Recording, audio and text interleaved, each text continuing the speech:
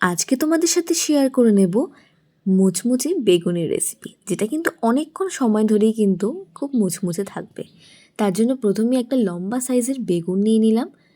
এবার বেগুনি বানানোর জন্য ব্যাটারটা রেডি করে নেব। একটা বাটির মধ্যে নিয়ে নিচ্ছি পরিমাণ মতন বেসন, চালের গুঁড়ো, সামান্য একদম এক চিলটে বেকিং সোডা যাতে বেগুনিটা ক্রিস্পি হয়, দিয়ে দিচ্ছি পরিমাণ মতন লবণ, হলুদ, লঙ্কার গুঁড়ো, দিয়ে দিচ্ছি গোলমরিচের গুঁড়ো, দিয়ে দিচ্ছি এবার বিট লবণ আর সামান্য পরিমাণে চাট মশলা। এটা অপশনাল, তোমরা দিতেও পারো নাও দিতে পারো।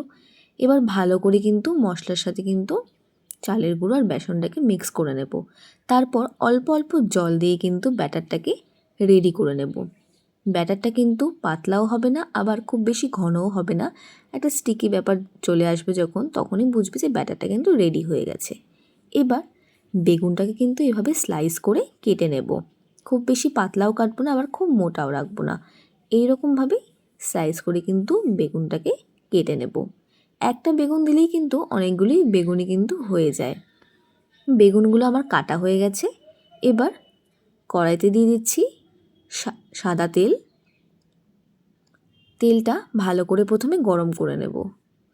এবার ব্যাটারের মধ্যে বেগুনগুলোকে ডুবিয়ে ভালো করে ব্যাটারটা লাগিয়ে তেল গরম হলে তেলের মধ্যে ছেড়ে দিচ্ছি।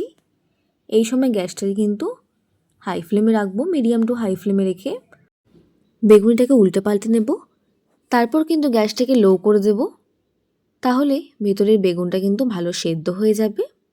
এইভাবে কিন্তু বেগুনিটাকে ভেজে নিতে হবে, তাহলে বেগুনটা কিন্তু খেতে খুব ভালো হয়। বেগুনি ভাজা হয়ে গেলে এইভাবে একটা ঝাঁঝরির মধ্যে তুলে তো তেলটাকে, যেটা এক্সট্রা তেল থাকে সেটাকে ঝরিয়ে নিয়ে রেখে দেবে। এইভাবে করে আমি এক এক করে সব বেগুনিগুলো ভেজে নিচ্ছি। আর বেগুনি নামানোর পরে এইভাবে যদি তোমরা যে পাত্রে নামাচ্ছ সেখানে যদি তোমরা এরকম ন্যাপকিন দিয়ে দাও, তাহলে কিন্তু যে এক্সট্রা তেলটা থাকে সেটা কিন্তু ন্যাপকিনে টেনে নেয়।